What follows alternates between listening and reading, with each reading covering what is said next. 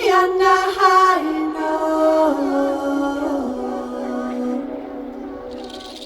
everybody and welcome back to Quarantine Kids Storytime. My name's Sascha Cooper and I'm the co-founder of this project. Today I'm going to be continuing Mowgli's Brothers from the Jungle Book by Rudyard Kipling. Now yesterday we left off when Mowgli was taken in by the wolf pack and he's now going to be presented, now he's a little older, to the Wolf Council. Let's see what happens next. Father Wolf waited till his cubs could run a little, and then on the night of the pack meeting, took them and Mowgli and Mother Wolf to the Council Rock, a hilltop covered with stones and boulders where 100 wolves could hide. Akela, the great grey lone wolf, who led all the pack by strength and cunning, lay out at full length on the rock, and below him sat 40 or more wolves of every size and every colour, from badger-coloured veterans who could handle a buck alone to young black 3-year-olds who thought they could. The lone wolf had led them for a year now. He had fallen twice in a wolf trap in his youth, and once he had been beaten and left for dead, so he knew the manners and customs of men. There was very little talking at the rock. The cubs tumbled over one another in the centre of the circle where their mothers and fathers sat, and now and again a senior wolf would go quietly up to a cub, look at him carefully, and return to his place on noiseless feet. Sometimes a mother would push her cub far out into the moonlight to be sure that he had not been overlooked. Akela from his rock would cry, "Ye know the law! Ye know the law! Look well, O wolves!" And the anxious mothers would take up the call, "Look! Look well, O wolves!" At last, and Mother Wolf's neck bristles lifted as the time came. Father Wolf pushed Mowgli, the frog as they called him, into the centre, where he sat laughing and playing with some pebbles that glistened in the moonlight. Akela never raised his head from his paws, but went on with the monotonous cry, "Look well!" A muffled roar came up from behind the rocks, the voice of Shere Khan crying, "The cub is mine! Give him to me! What have the free people to do with a man's cub?" Akela never even twitched his ears. All he said was, "Look well, O wolves! What have the free people to do with the orders of any save the free people? Look well!" There was a chorus of deep growls, and a young wolf in his 4th year flung back Shere Khan's question to Akela. "What have the free people to do with a man's cub?" Now, the law of the jungle lays down that if there is any dispute as to the right of a cub to be accepted by the pack, he must be spoken for by at least 2 members of the pack who are not his father and mother. "Who speaks for this cub?" asked Akela. "Among the free people, who speaks?" There was no answer, and Mother Wolf got ready for what she knew would be her last fight if things came to fighting. Then the only other creature who is allowed at the pack council, Baloo, the sleepy brown bear who teaches the wolf cubs the law of the jungle. Old Baloo, who can come and go where he pleases because he eats only nuts and roots and honey, rose up on his hindquarters and grunted. "The man's cub? The man's cub?" he said. "I speak for the man's cub. There is no harm in a man's cub. I have no gift of words, but I speak the truth. Let him run with the pack and be entered with the others.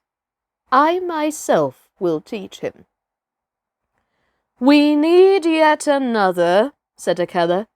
"Baloo has spoken, and he is our teacher for the young cubs. Who speaks besides Baloo?" A black shadow dropped down into the circle. It was Bagheera, the Black Panther, inky black all over, but with the panther markings showing up in certain lights like the pattern of watered silk. Everybody knew Bagheera, and nobody cared to cross his path, for he was as cunning as Tabaqui, as bold as the wild buffalo, and as reckless as the wounded elephant. But he had a voice as soft as wild honey dripping from a tree, and a skin softer than down. "Oh, Akela, and ye the free people," he purred, "I have no right in your assembly, but the law of the jungle says that if there is a doubt which is not a killing matter in regard to a new cub, the life of that cub may be bought at a price, and the law does not say who may or may not pay that price. Am I right?" "Good, good," said the young wolves, who were always hungry. "Listen to Bagheera. The cub can be bought for a price. It is the law." "Knowing that I have no right to speak here, I ask your leave." "Speak then," cried 20 voices. "To kill a naked cub is shame. Besides, he may make better sport for you when he is grown. Baloo has spoken on his behalf. Now, to Baloo's word, I will add 1 bull and a fat one, newly killed, not half a mile from here, if ye will accept the man's cub according to the law. Is it difficult?" There was a clamour of scores of voices saying, "What matter? He will die in the winter rains. He will scorch in the sun. What harm can a naked frog do us? Let him run with the pack. Where is the bull, Bagheera? Let him be accepted." And then came Akela's deep bay, crying, "Look well, O wolves!" Mowgli was still playing with the pebbles, and he did not notice when the wolves came and looked at him one by one.